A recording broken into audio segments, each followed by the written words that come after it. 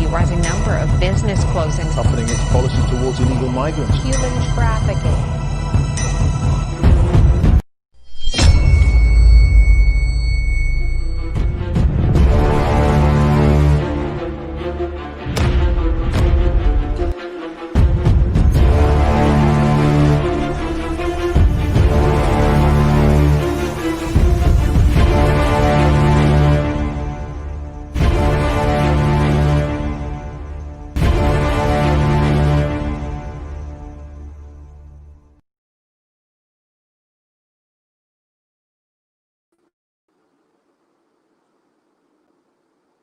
Assalamualaikum and good morning everyone.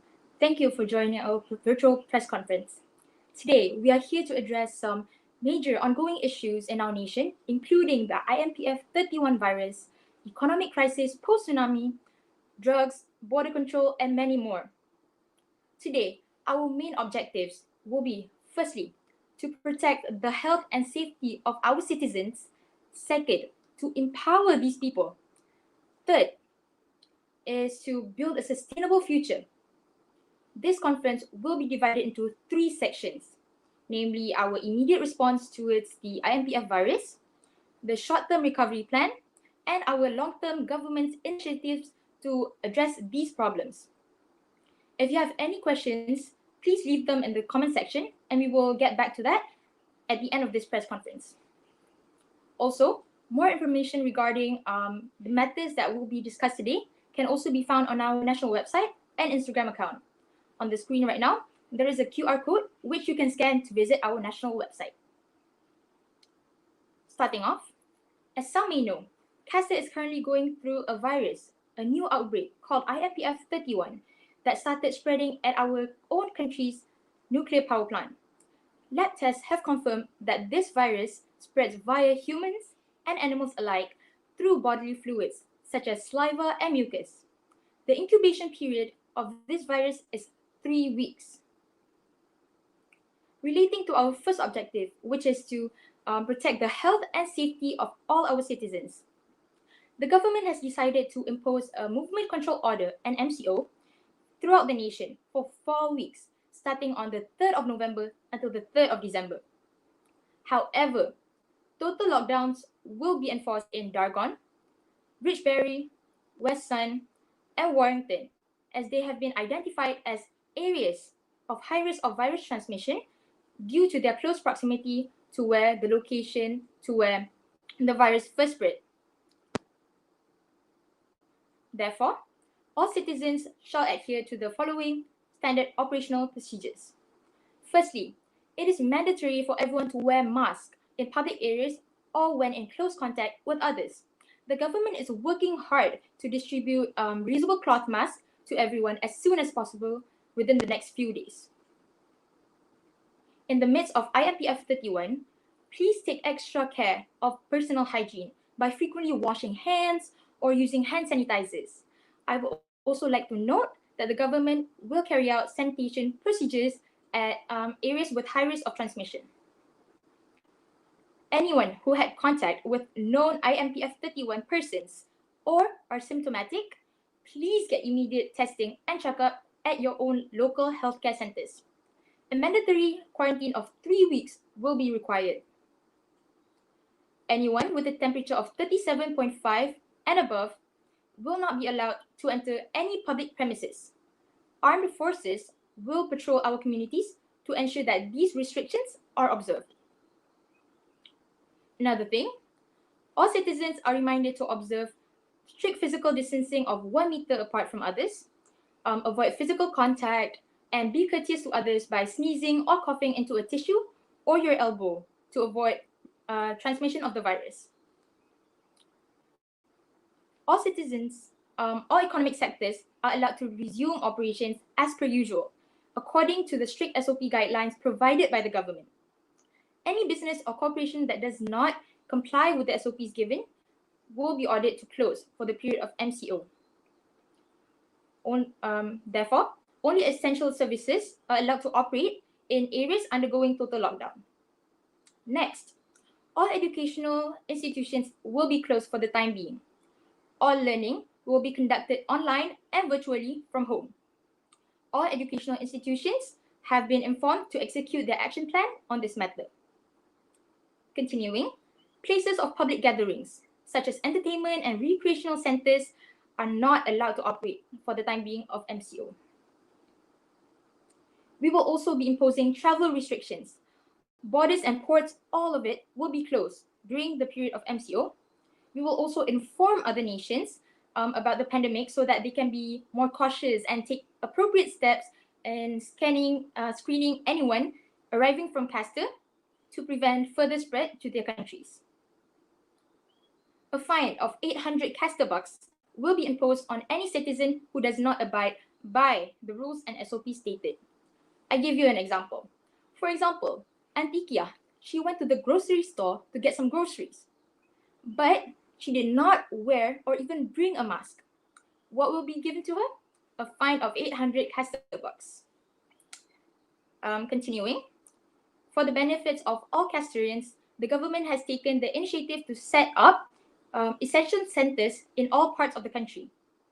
In total, there will be 27 centers.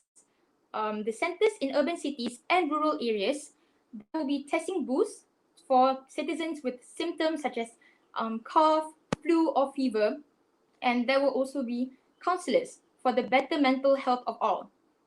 But we will also be adding pharmacies and pharmacies in rural areas to provide basic needs of medicines, and also we will also provide food banks for meals 3 times a day in rural areas also. For areas in lockdown, food and basic needs packs will be distributed accordingly to every household once every 2 weeks. The Ministry of Health has developed effective and cost-efficient swab tests based on the research on this virus. This research will continue in hopes to collect more valuable data for future studies. As the research on treatment is still ongoing, we urge all pharmacies and distributors of medicine to get certification from Ministry of Health before selling medicines to customers. Based on analysis from the Ministry of Health, our cases of IMPF 31 will significantly drop if all citizens abide by these SOPs.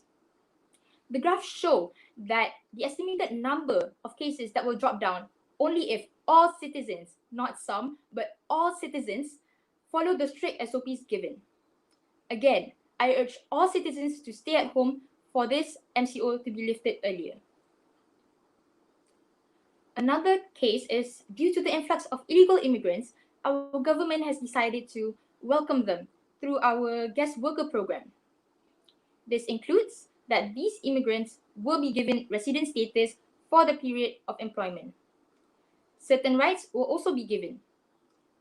Immigrants without certification of employment will be tested before sending back to their respective countries.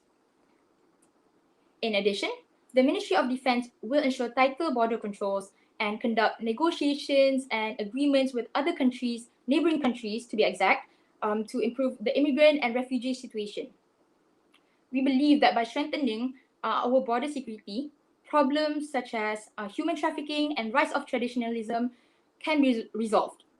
It may not be in an instant, but gradually, inshallah. Continuing on, relating to our second objective is to empower the people. The impact of the disastrous tsunami that hit our island nation about a year ago can still be felt until today. Many lives were lost. Infrastructures such as ports were damaged, and most importantly, more citizens lost their source of income. We would like to firstly express our gratitude towards everyone, especially all frontliners involved in the process of recovery. Regarding the government's economic plans, our immediate response is we will allocate 100 million Castor bucks through our WeCare stimulus package. Again, this package aims at empowering citizens, especially those who are in need, who are the most vulnerable in the community. This includes distribution of food and medicines to senior citizens, children in shelters, and homeless people with the help of volunteers and NGOs. Other than that, one-off payments ranging from 300 to 1,000 Castor bucks will be given to registered households with low income, volunteer home services, and also people with disability. For those who are eligible and have not yet registered for the We Care package, you can do so starting today until the 14th of November. I'm sure that many workers and industries have also been affected during these hard times. So, our government has decided to offer tax reliefs in hopes to not only empower these people, but also lift their burdens. Effective on the 10th of November, tax reliefs will be given to those in fishing and tourism sectors, while tax deductions will be given to those in businesses to encourage them to adhere to the new health protocols. The goods and sales tax that was previously 15% will now be reduced to 10%. Since schools will be closed, I am confident that parents across Castor are all worried about their children's education. Rest assured that funds are allocated to provide immediate relief to rural areas, to aid them in reaching out and providing materials. We will also work closely with the respective departments to ensure broadcast of educational television and radio programs. Continuing, we will also, in light of the rise of drug-related crimes in our nation, immediate fundings will be provided for drug rehabilitation programs. Firstly, we will be identifying and separating convicts with drug-related crimes to be placed in rehabilitation programs, rehabilitation centers. After these convicts have gone through the rehab process and have recovered well, we will then be sending them to training programs to help them reintegrate back into the society. We believe that besides rehabilitation, offering counseling and also medically prescribed recreational drugs such as marijuana will also help lower the crime rate in Castor. This will also help overcome other problems such as overcrowding in our national prison. In the long term, job creating policies will also increase the overall livelihood of our citizens, further decreasing the overall crime rate, making our nation a safer and a more prosperous country. Again, the crime rate may not drop in an instant, but gradually, inshallah. Relating to our last and third objective is to build a sustainable future, we are also looking into long-term plans to solve the deep-rooted problems that our economy faces. Today, we will be giving all of you an overview of the measures that will take place in the next 2 years. Firstly, we believe that overpopulation must not be necessarily a bad thing, but by that, we are confident that we can harness the potential in our citizens. We will be implementing more job creation policies. We acknowledge that Castor has been relying too much on certain industries only. Therefore, our next line of action will be to take steps to increase and diversify our revenue, which will in turn bring down the poverty line. We aim to expand our industries in the next 5 years. For example, fishing, biotechnology, agriculture, and also creative industries. Attractive incentives will also be provided for employers or foreign investors who employ local workers. Other than job creation policies, we will also focus on upskilling our citizens. And this will involve various programs such as vocational and training programs. The government will invest in providing equal education opportunities for all, regarding of gender, background, and religion. Lastly, we will set aside budgets on urbanizing rural areas. Money will be invested on building infrastructure and road systems. Regarding the segregation of Dargon, negotiations will be held on the 14th of November with the head of state of Dargon regarding their proposal to segregate from our country. We will negotiate on a full agreement that will be best for both parties. If you have any questions, you may ask now. Thank you.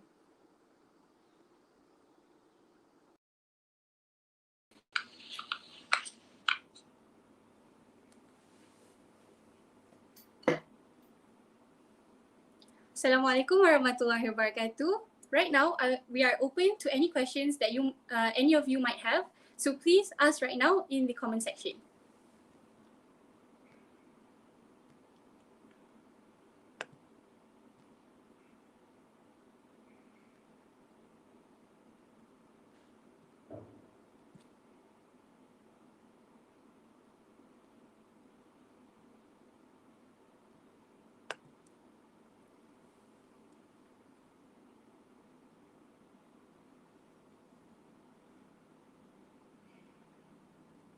Okay, so right now I'll answer the first question. It's a great question. Tax cuts decrease the revenue. What is the backup plan to compensate for this loss of revenue? It's a great point. I will take your point, and right now I would like to show you what my perspective is on this point. So the reason why we provided tax cuts for these specific people, for example, people from the middle income families, we provide tax cuts to ease their burden, because when we provide tax cuts to them, you can see that it will decrease the revenue, but we are actually providing them some disposable income for them to use in this time of these trying times, in times of economic recession, as you said in the comments just now. So when we provide them tax cuts, we are actually providing them more money for them to put into the economy and let the economy grow. Because if we do not give them these tax cuts, these reliefs, if they do not have money, there will be no money for them to put back into the economy to let the economy grow.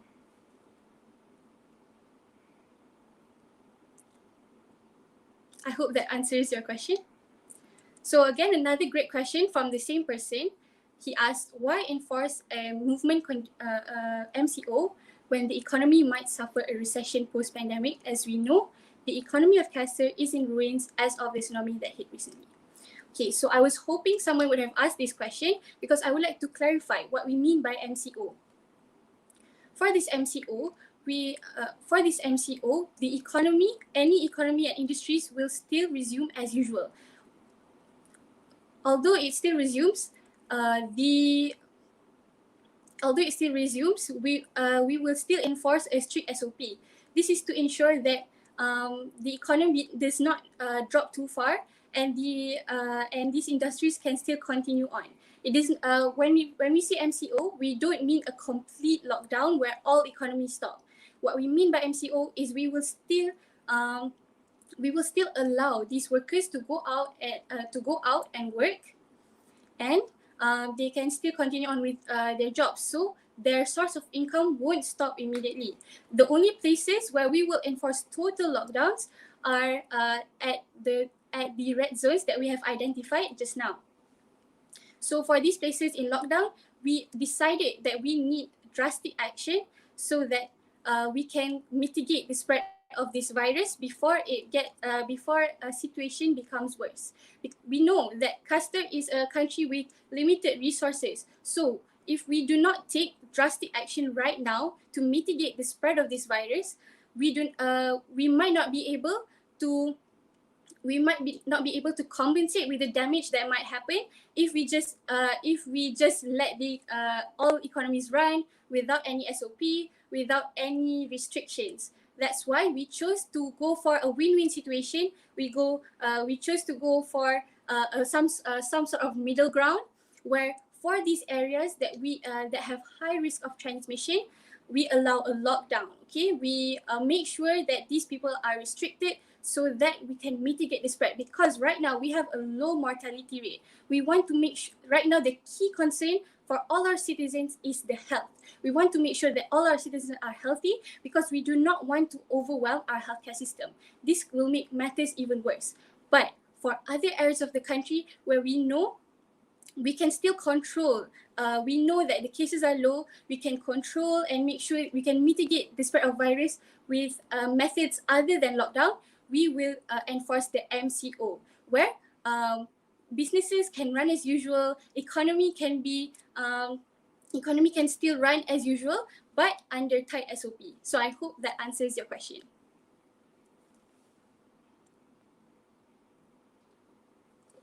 Yes, as Liana stated just now, we are currently conducting research on finding a vaccine for this new virus. But right now, we have already developed efficient and cost-effective swab tests for this IMPF virus to ensure that we can control and we can also have accurate data to gauge how this virus spreads, what are the vulnerable groups that might be at risk for this virus, and we are continuing to improve our healthcare to cater towards this new virus. Thank you for this question.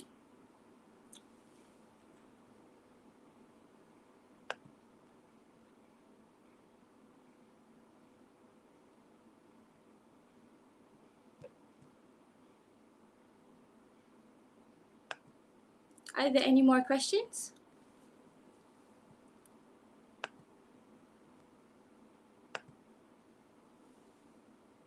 I'll be open to one more question.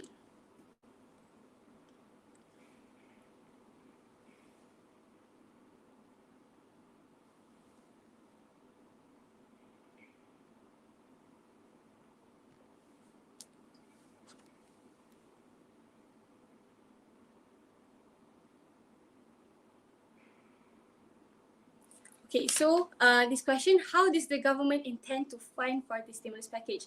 Another great question. Thank you so much for asking this. So, as we know, Castor is now opening doors post-seclusion. We are reaching out to other countries. So we have a few ways where we are going to get funding. First, other than our tax release, we will also be having tax cuts or increase in tax for higher income workers, and also cutting salary from high government officials. That will be one source of funding. The second source of funding will be through agreements with other countries, where we have already reached out to other countries to get the funding for this stimulus package. In return, we have made agreements with these countries to maybe share expertise, especially on IMPF 31, as we have had a head start on research for IMPF 31. So we have agreed to, in return, share expertise. And also, for the future, we are looking into attracting investors into our country to invest in our renowned fishing industries and agriculture industries to provide further funding for our stimulus package.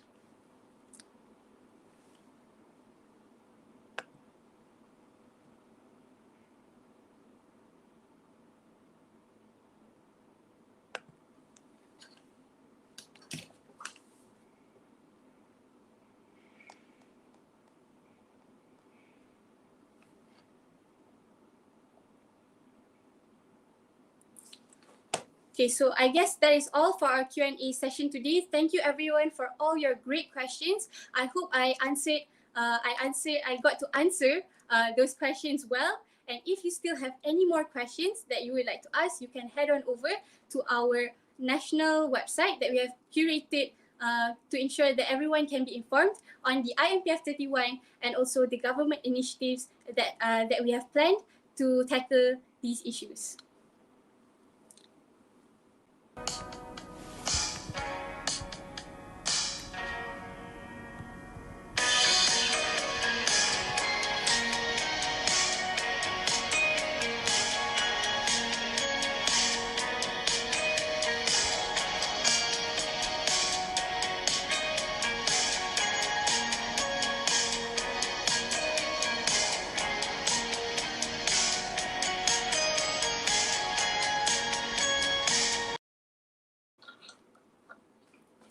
So as you saw just now, that was our website. That was a very creative website that was made by our tech-savvy website team.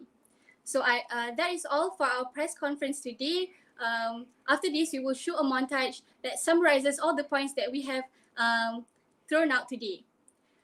On a final note, I would like to remind everyone that the future of our nation depends on what we as a nation do today. Long live Castor!